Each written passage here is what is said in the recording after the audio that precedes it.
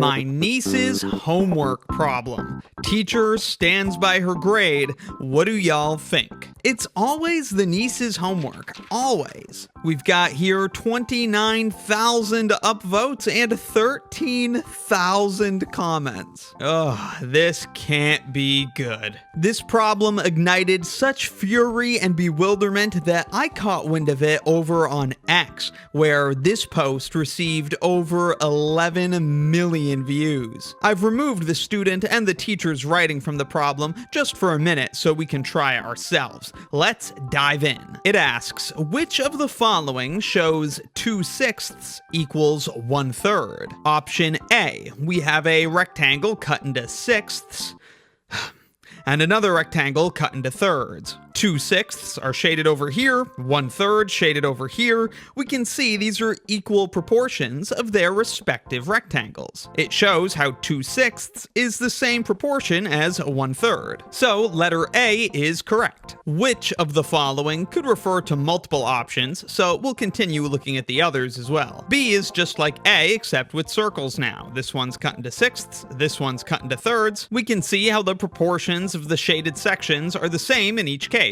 So again, showing that 2/6 equals 1/3. And then C, this is just one shaded face of a cube, and this is just that cube rotated. A cube, of course, has 6 faces, so I guess these are just both representing 1/6? That's weird, certainly not like the other two, but anyways, C is not correct. So final answer, A and B, those are the options showing 2/6 equals 1/3. Now, the student's answer. She said B, and the teacher marked it wrong and took her point. The whole darn thing.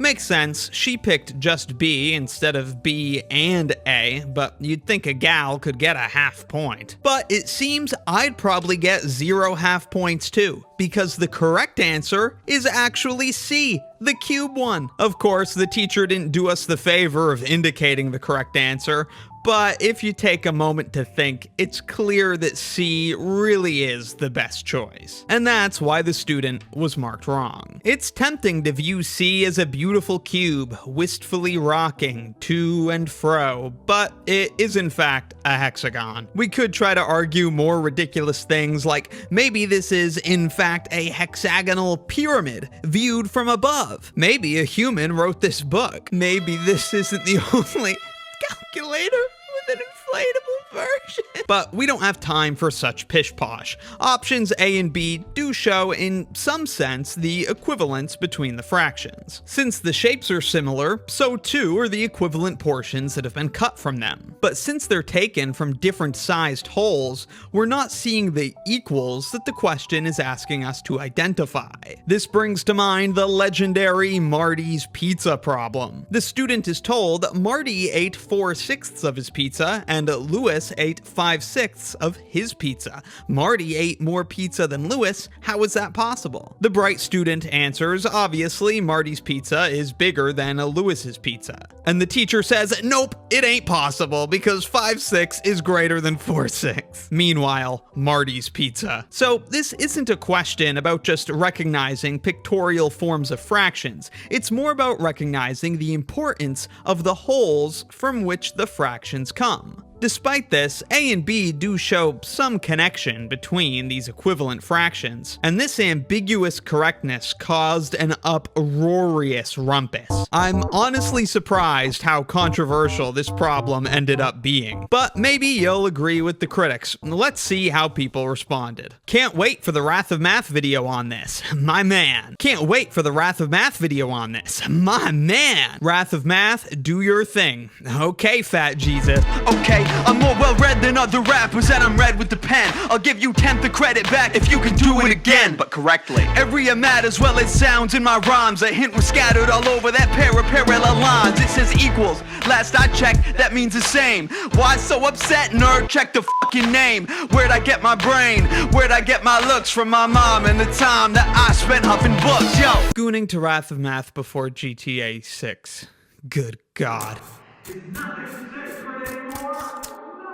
I mean, I'm no genius at math, but those all look like the right answer, no? Do Cupcake? Let me tell you how you know they're not all correct. I'm an engineer. They're all correct. They're all correct. I'm an engineer. Give me a break.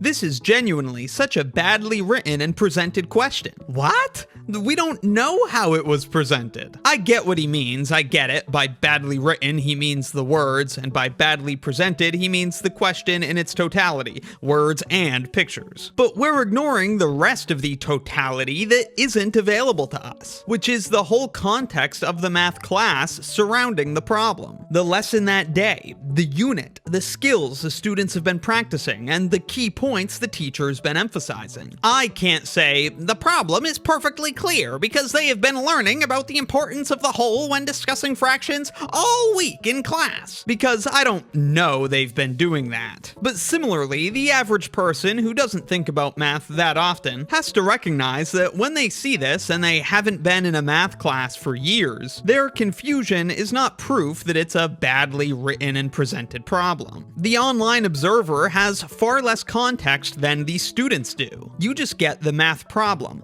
but this is a math problem from math homework that was given in a math class. So I think the more optimistic perspective is likely to be true in this case, and that this is a completely fair problem in the context of the class. I'm 61, ostensibly had a high IQ.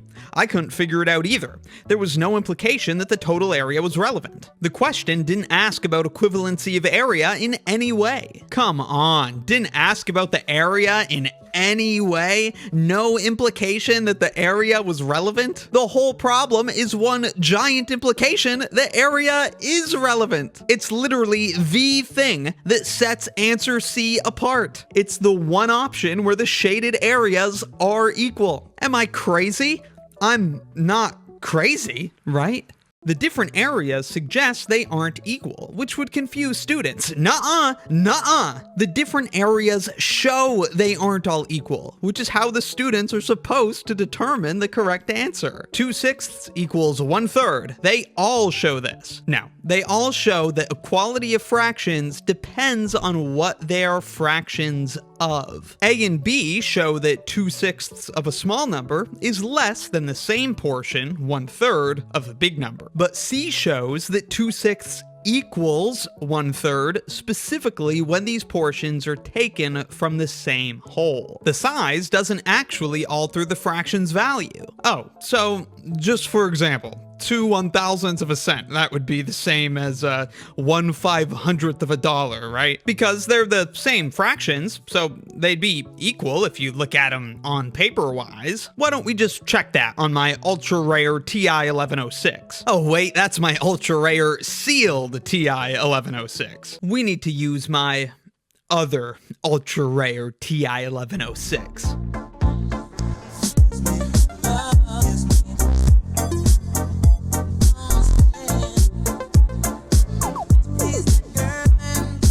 Oh wait, I don't need a calculator. No, they're not the same! Say it with me, George! They're 100-fold different! I can sometimes be too cynical myself, so I get why people are trashing this problem. But it really does seem like you just can't win on the internet. They like being mad at teachers. It's a hobby. We all have one.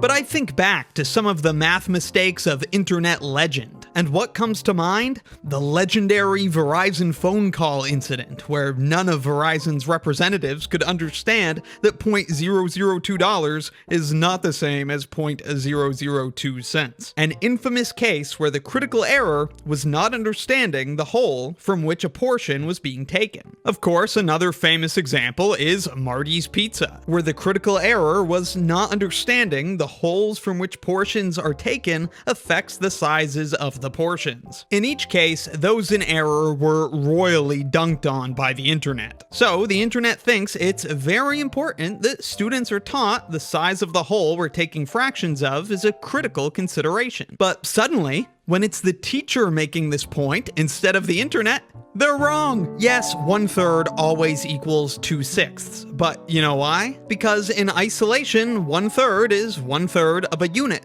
2/6 is 2/6 of a unit. So, equal fractions of equal wholes, yeah, it's equal. But you know what this is? A small circle and a big circle! But we're not yet done with the reactions, because for once, we have some nuance. My opinion is that if your niece goes to school in South Carolina and is in the 3rd grade, the teacher is correct. This works for anybody, by the way. I have a 3rd grade niece in South Carolina, hence this teacher is correct, which means I'm right. Of course, the relevance of South Carolina is their state standards for teaching mathematics, which conveniently serve as the labels for the questions on this worksheet and can serve as at least one standard by which we can judge the question.